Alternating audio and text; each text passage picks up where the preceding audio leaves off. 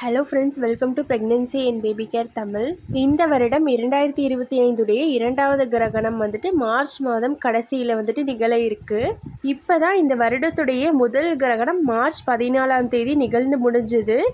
சந்திர கிரகணம் நிகழ்ந்து முடிஞ்சுது. இப்போ வரக்கூடியது என்னன்னு பார்த்தீங்கன்னா, இந்த வருடத்துடைய இரண்டாவது கிரகணம் சூரிய கிரகணம். ஒரு வருடத்தில் மொத்தம் 4 கிரகணங்கள் ஏற்படும். அதில் 2 சந்திர கிரகணங்கள், 2 சூரிய கிரகணங்கள். இப்போ வரக்கூடிய சூரிய கிரகணம் எந்த தேதியில் எந்த நேரத்தில் ஆரம்பிக்குது, எப்போ முடியுது அப்படிங்கிறதையும், கர்ப்பிணி பெண்கள் என்னெல்லாம் செய்யலாம், என்னெல்லாம் செய்யக்கூடாது, எப்படி பாதுகாப்பாக இருக்கலாம் அப்படிங்கிறத இந்த வீடியோவில் பார்க்கலாம். வீடியோ ஃபுல்லாக ஸ்கிப் பண்ணாமல் முழுமையாக பாருங்கள். அப்போ தான் நான் என்ன சொல்கிறேன், என்ன டைமிங் சொல்கிறேன்னு உங்களுக்கு புரியும். நம்ம சேனலில் இப்போ தான் ஃபஸ்ட் டைம் பார்க்குறீங்க அப்படின்னா மறக்காமல் சப்ஸ்கிரைப் பண்ணிவிட்டு பாருங்கள். அப்போ தான் நான் போடுற வீடியோஸில் உங்களுக்கு நோட்டிஃபிகேஷனில் வரும், நீங்களும் பார்க்க முடியும். இந்த சூரிய கிரகணம் எந்த தேதியில் வருது அப்படின்னு பார்த்தீங்கன்னா, மார்ச் 29ஆம் தேதி சனிக்கிழமை அமாவாசை நாளன்று பிற்பகல் 2:20 தொடங்கி மாலை 6:13 வரை இந்த சூரிய கிரகணம் நிகழும். 4 மணி நேரங்கள் இந்த கிரகணம் நிகழும்.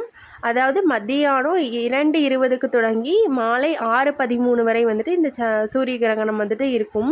கிரகணம் நிகழும் போது கர்ப்பிணி பெண்கள், வயதானவர்கள், குழந்தைகள், நோயாளிகள் எல்லாருமே கொஞ்சம் பாதுகாப்பாக இருக்கணும். முக்கியமாக கர்ப்பிணி பெண்கள் ரொம்ப பாதுகாப்பாக இருக்கணும். கிரகணம் நிகழும் போது கர்ப்பிணி பெண்கள் என்னெல்லாம் செய்யக்கூடாது அப்படின்னு பார்த்தீங்கன்னா, ஃபஸ்ட்டு வெளியே போகிறத கொஞ்சம் அவாய்ட் பண்ணிக்கிறது நல்லது. ஏன்னா கிரகண நேரத்தப்போ கதிர்வீச்சோட தாக்கமும் எதிர்மறை ஆற்றலும் அதிகமாக இருக்கும். அது மட்டும் இல்லாமல் வெயிலும் ஜாஸ்தியாக இருக்கும். நார்மலாகவே வெயில் அதிகமாக இருக்குது.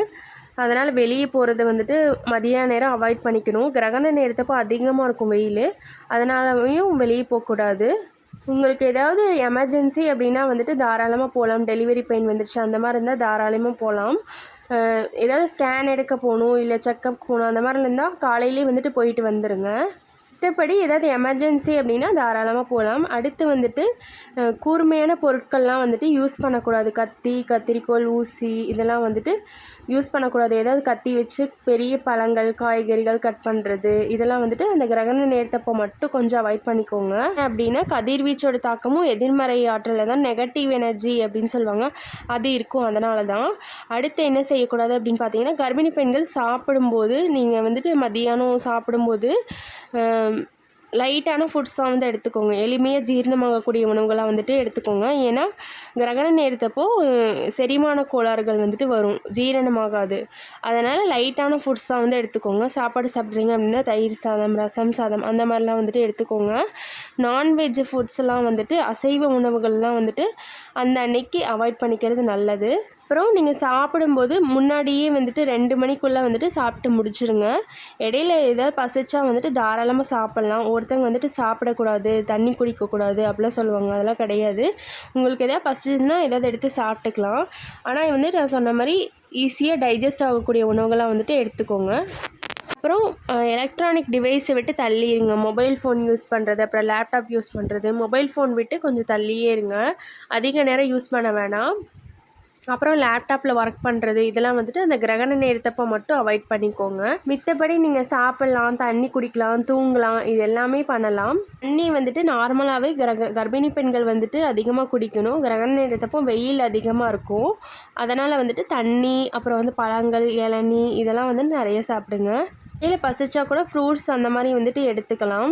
அடுத்து கர்ப்பிணி பெண்கள் என்ன செய்யக்கூடாது அப்படின்னு பார்த்தீங்கன்னா, ஹெவியான ஒர்க்கெல்லாம் செய்யாதீங்க. வெயிட்டான பொருள் தூக்கிறது, அப்புறம் ஒரு பொருளை இந்த பக்கத்துலேருந்து அந்த பக்கம் நகர்த்தி வைக்கிறது இதெல்லாம் கொஞ்சம் அவாய்ட் பண்ணிக்கோங்க அந்த கிரகண நேரத்தப்போ மட்டும்.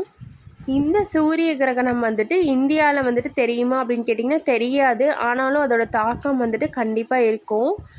இந்த கிரகணம் ஏஷியா, ஆஃப்ரிக்கா, அப்புறம் north America, south America, Atlantic and Arctic ocean இங்கெல்லாம் தெரியும்.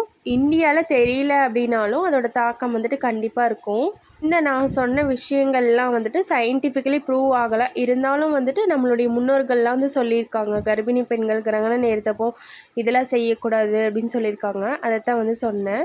இந்த வீடியோ உங்களுக்கு யூஸ்ஃபுல்லாக இருந்திருக்கும்னு நினைக்கிறேன். நம்ம சேனல் இப்போ தான் முதல் முறையே பார்க்குறீங்க அப்படின்னா மறக்காமல் சப்ஸ்கிரைப் பண்ணிவிட்டு பாருங்கள். அப்போ தான் நான் போடுற வீடியோஸ்லாம் உங்களுக்கு நோட்டிஃபிகேஷனில் வரும், நீங்களும் ஓப்பன் பண்ணி பார்க்க முடியும். இது மாதிரி வீடியோஸ் மட்டுமல்ல, pregnancy related videos, baby care videos இந்த மாதிரி நிறைய போடுவேன்.